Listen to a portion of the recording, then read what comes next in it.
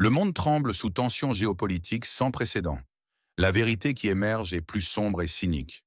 Une guerre est menée, non pour la paix ou souveraineté, mais pour régler un compte de 30 ans, revanche symbolique d'une défaite non admise. Le tableau glaçant que dresse The Times du Royaume-Uni. Cette déclaration bouscule tout, révélant l'agenda caché derrière le sang versé en nations d'Europe de l'Est. Est-ce le vrai prix de l'hégémonie? Question à vous. Écrivez-nous d'où vous nous regardez, pays et villes. Que s'est-il passé?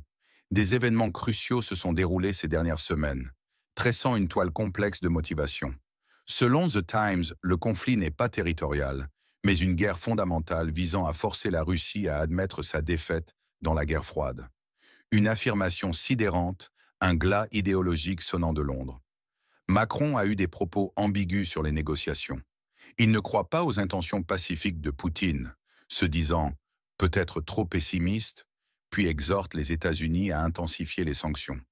Une position fluctuante, cherchant à plaire à tous, signe de faiblesse diplomatique. Merz, le chancelier allemand, a lancé un défi provocateur à Poutine, suggérant avec arrogance qu'il n'aurait pas le courage de rencontrer Zelensky, insistant sur l'absence totale de concessions à la nation d'Europe de l'Est. Une ligne dure favorisant l'escalade à la paix. Est-ce ce que l'Europe veut? Dans ce ballet diplomatique chaotique, Zelensky a visité Washington comme un percepteur, proposant un paquet d'armement de 90 milliards de dollars. Il a exigé 10 systèmes Patriot, 50 milliards supplémentaires pour des drones produits localement et 300 milliards en compensation via les actifs russes gelés. Il a refusé l'offre de Poutine de geler la ligne de front et de retirer les troupes du Donbass. Un refus de paix? La guerre énergétique s'est intensifiée. Des infrastructures azerbaïdjanaises, dépôts pétroliers de Sakhar à Odessa, station de gaz d'Orlovka le 6 août, ont été attaqués en août malgré les investissements de l'Azerbaïdjan. L'oléoduc stratégique Druzhba, transportant du pétrole russe vers la Hongrie, a été ciblé. Les livraisons ont été interrompues, provoquant la colère du ministre hongrois Péter Szijjártó. Agression directe contre la sécurité énergétique d'un pays tiers. En riposte, les forces russes ont frappé la raffinerie de Kremenchuk, dépendante d'approvisionnement azerbaïdjanais, et une station de compression de gaz à Loubni. Des incendies gigantesques, apocalyptiques, ont éclaté, avec une colonne de fumée de 190 km. Véritable triple crochet énergétique. Enfin, une rencontre présumée, non confirmée mais persistante, aurait eu lieu entre Poutine et Trump en Alaska. Poutine aurait catégoriquement rejeté la création d'un couloir de Zangezur, projet vital pour les ambitions turques et azéries dans le Caucase du Sud, brisé en un instant. Les États-Unis ont lancé une opération anti-drogue majeure aux Caraïbes. Elle implique un déploiement militaire massif, sous-marins nucléaires, croiseurs lance-missiles, destroyers et 4000 soldats. Une prime colossale de 50 millions de dollars pèse sur la tête de Nicolas Maduro, dépeint comme un baron de la drogue. La tête d'un chef d'État évalué au tarif d'un blockbuster hollywoodien. Question à vous. Aidez-nous avec le timing des émissions. Indiquez votre pays, votre ville et l'heure actuelle chez vous. Pourquoi tout cela compte-t-il maintenant? Ces événements redéfinissent la géopolitique mondiale sous nos yeux. C'est une arène internationale où les masques tombent et la vérité crue éclate. The Times, publication britannique de premier plan, l'a aimablement expliqué, révélant la stratégie sous-jacente et choquante de l'Occident. La nation d'Europe de l'Est, réduite à un instrument. Sa destruction, le prix inévitable pour maintenir la primauté mondiale. Un cynisme pur et dur, une indifférence glaçante face aux dizaines de milliers de morts qui s'accumulent dans le pays frontalier. Comment justifier un tel coût humain? La France, par Macron, tente une. Position diplomatique complexe, oscillant entre fermeté et ouverture. Cette tentative désespérée de plaire à tout le monde et de ne pas perdre le contrôle, la place en faiblesse flagrante et hypocrisie. L'Allemagne, avec Merz, adopte une rhétorique agressive, cherchant à provoquer la Russie et à empêcher toute concession à la nation d'Europe de l'Est. Aucune concession ne doit être imposée, a-t-il déclaré, soulignant la ligne dure des faucons occidentaux qui privilégient l'escalade à la paix. N'est-ce pas inquiétant de voir la diplomatie céder à la provocation? Les demandes financières exorbitantes de Zelensky à Washington sont d'une audace inouïe. 440 milliards de dollars, une somme qui dépasse l'entendement. C'est un percepteur réclamant un tribut colossal à ses bienfaiteurs. Le peuple du pays frontalier paie le prix, englouti dans un conflit qui ne le concerne plus vraiment. Le dépôt pétrolier de Sakhar brûle comme des espoirs diplomatiques, réduits en cendres. La raffinerie de Kremenchuk, symbole d'indépendance énergétique, en feu si grand que même les pyrotechniciens d'Hollywood en auraient eu honte. Ces images de destruction sont des symboles poignants. Symboles d'une Europe embourbée, d'une Hongrie victime collatérale. Un pipeline essentiel, le Druzhba, attaqué. Des livraisons coupées. La Hongrie avale l'humiliation, forcée de choisir un camp. L'Azerbaïdjan tente désespérément de naviguer entre ses relations avec la Russie et la nation d'Europe de l'Est. Il subit les conséquences directes de ses investissements. Ses ambitions régionales sont désormais brutalement menacées.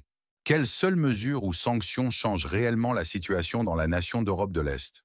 Soyez précis. Officiellement, l'Occident soutient la démocratie et la liberté. Mais les experts murmurent une autre histoire. Une guerre par procuration alimentée par l'Occident. Royaume-Uni en tête. Revanche symbolique de la guerre froide. La nation d'Europe de l'Est, instrument dont la destruction est le prix inévitable pour la primauté mondiale. Théorie du complot? L'article de The Times révèle l'agenda cynique de l'Occident, lui donnant une résonance troublante. L'investissement continu de l'Azerbaïdjan dans le pays frontalier, même après les attaques sur ses infrastructures, pourrait être une tentative de Bakou de maintenir des relations neutres, jouant sur deux tableaux, un équilibre périlleux. Mais certains y voient un signal de Washington à Bakou, via la nation d'Europe de l'Est, pour ceux qui nourrissent le pays frontalier. Un avertissement codé, les attaques sur le pipeline Druzhba et les frappes russes en représailles. C'est une nouvelle forme de communication. Le pays frontalier, joueur avec licence pour irriter les voisins, force la main à la Hongrie et à l'Azerbaïdjan. Les obliger à choisir un camp, à s'aligner clairement. Selon des sources internes, une directive secrète de Trump sur les actions militaires hors des États-Unis contre des structures terroristes est présentée comme une feuille de route cynique. Elle justifie l'invasion du Venezuela sous le prétexte fallacieux de la lutte contre les cartels de la drogue. Le contrôle des plus grandes réserves de pétrole mondial est le vrai moteur, masqué derrière le rideau de fumée d'une opération anti-drogue. N'est-ce pas là le summum de l'hypocrisie? L'Occident, avec The Times et certains politiciens, cherche à humilier la Russie, affirmer son hégémonie post-guerre froide et préserver une unité occidentale fragile. La nation d'Europe de l'Est cherche à maximiser le soutien militaire et financier, éviter toute concession territoriale, se positionner comme un futur fournisseur d'armes, se transformant en un vaste arsenal. L'Azerbaïdjan est dans une position délicate. Il doit équilibrer ses relations avec Moscou et l'Occident, sécuriser des opportunités économiques dans le pays frontalier, et il gère des risques colossaux. La Russie réaffirme son statut de puissance majeure sur la scène mondiale, contrecarrer les ambitions expansionnistes de l'OTAN et de la Turquie. Elle protège ses intérêts énergétiques et géopolitiques avec une froide détermination. Les États-Unis visent à maintenir leur influence mondiale coûte que coûte, diversifier leurs sources de pétrole en regardant le Venezuela, projeter leur puissance militaire partout et façonner la paix à leurs propres conditions, celles qui les arrangent le mieux. Qui parmi les médias ou les porte-paroles, selon vous, est le plus digne de confiance sur la situation de la nation d'Europe de l'Est? Nommez une seule source. Le parallèle historique est frappant. La fin de la guerre froide et l'effondrement de l'URSS, années 90. Le texte insiste sur l'idée que le conflit actuel est une revanche, tentative occidentale acharnée de forcer la Russie à admettre sa défaite symbolique de cette période. Un compte non réglé depuis des décennies. Les interventions américaines en Amérique latine, souvent sous prétexte divers, rappellent étrangement l'opération actuelle au Venezuela, une résonance historique troublante. C'est la doctrine Monroe réactualisée, l'Amérique latine comme arrière-cour exclusive des États-Unis. La politique énergétique russe est une arme géopolitique puissante. La Russie utilise ses ressources comme levier, réagissant avec force aux attaques sur ses pipelines, Druzhba, et ses intérêts économiques vitaux. Le conflit du Haut-Karabakh dans le Caucase. La Russie y a historiquement joué un rôle de garant de la sécurité. Les ambitions turques et azéries y sont perçues comme une ingérence dangereuse, une tentative de déstabilisation. Les sanctions contre la Russie se multiplient, nouveau tour de karaté des sanctions, soulignant la continuation sans relâche de cette politique de pression économique. Les débats sur les négociations de paix s'enchaînent. Macron, Trump, mais les positions divergent radicalement. Le refus obstiné de la nation d'Europe de l'Est face aux concessions, l'insistance russe sur ses demandes. Une impasse diplomatique. La détérioration des relations Azerbaïdjan-Russie se manifeste par des indices non équivoques de Moscou à Bakou. Ceci fait suite aux tentatives de l'Azerbaïdjan de se rapprocher de l'Occident via le pays frontalier. Le monde se reconfigure. La lutte pour un ordre multipolaire est palpable.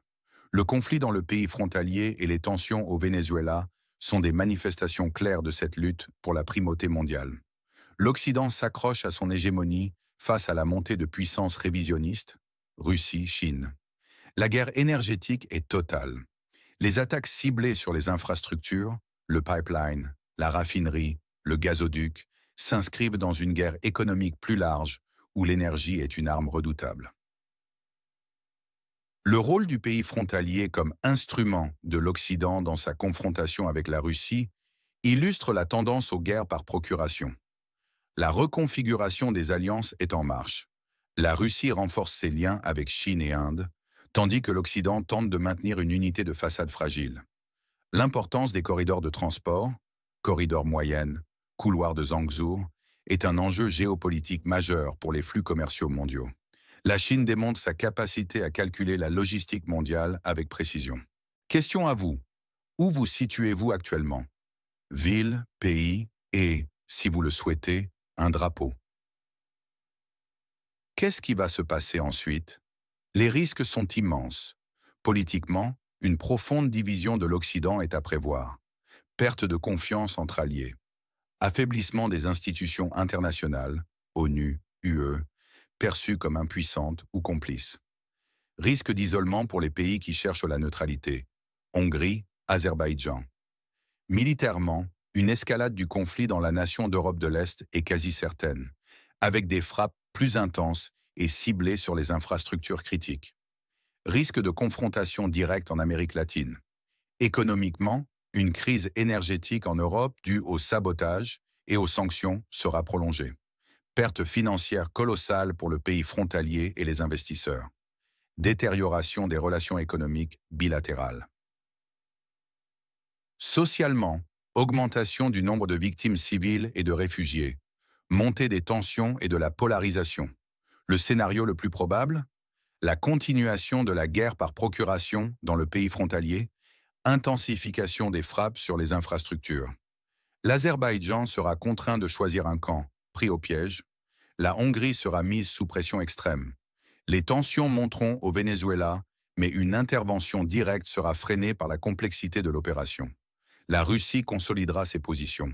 Elle renforcera ses alliances avec l'Est. Le monde se reconfigure, l'Occident perd du terrain, l'arrogance est punie. Le meilleur scénario? La Russie et les États-Unis parviennent à un accord discret sur les sphères d'influence. Rencontre en Alaska. Conduisant à une désescalade rapide. Une paix imposée, certes cynique, mais qui épargnerait des vies. Le pire? Le conflit s'étend. De nouvelles régions comme le Caucase et le Venezuela deviennent des théâtres de confrontation directe ou indirecte. La nation d'Europe de l'Est continue de se vider de son sang. L'Europe sombre dans une crise énergétique et économique prolongée. L'arrogance occidentale mène le monde à l'abîme, la destruction est inévitable. Un scénario inattendu? Une intervention majeure de la Chine ou de l'Inde en tant que médiateur, proposant une nouvelle architecture de sécurité mondiale.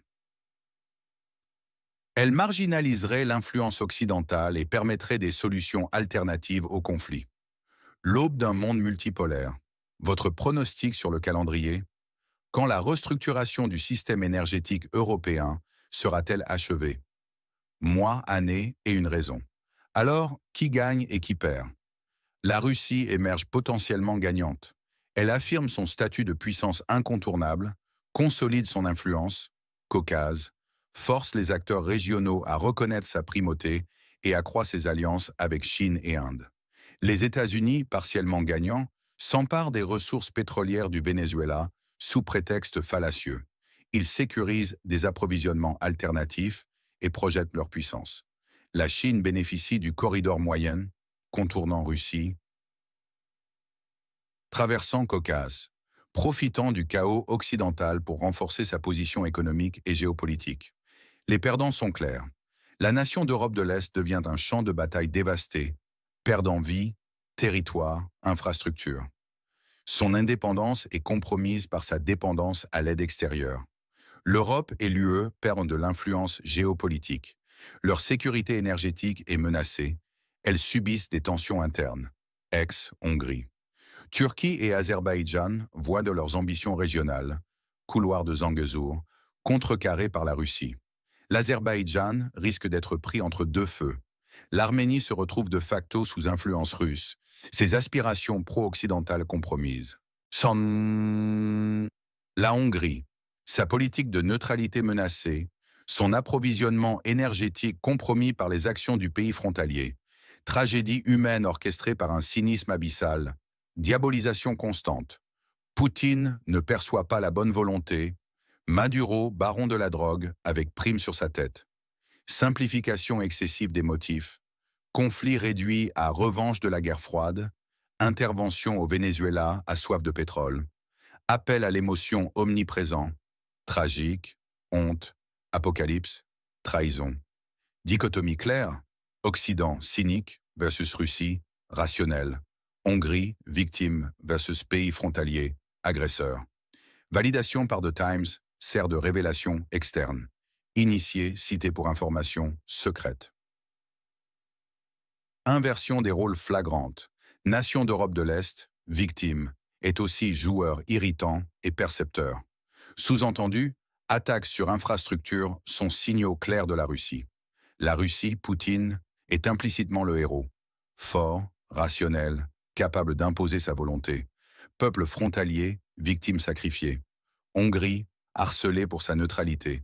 Azerbaïdjan, pris au piège de son double jeu. Nicolas Maduro, victime de l'impérialisme pétrolier américain. Les vilains sont l'Occident cynique, The Times, Macron, Merz, le pays frontalier agresseur, attaques énergétiques, et les États-Unis impérialistes. C'est un drame planétaire. Où passe exactement la ligne rouge entre les forces de l'Est et de l'Ouest dans la crise actuelle? Une seule phrase. Abonnez-vous à notre chaîne pour des analyses honnêtes et sans censure, votre protection contre la désinformation et les vérités manipulées. Activez la cloche pour ne manquer aucune de nos enquêtes profondes et de nos révélations explosives. Partagez cette vidéo si vous estimez que la vérité, même dérangeante, doit être entendue et débattue. Laissez votre opinion en commentaire. Votre perspective compte énormément pour nous et pour la compréhension collective de ces enjeux complexes. C'est ensemble que nous pouvons démêler le vrai du faux dans ce chaos informationnel. Rejoignez notre communauté dès maintenant pour une analyse pointue et sans tabou.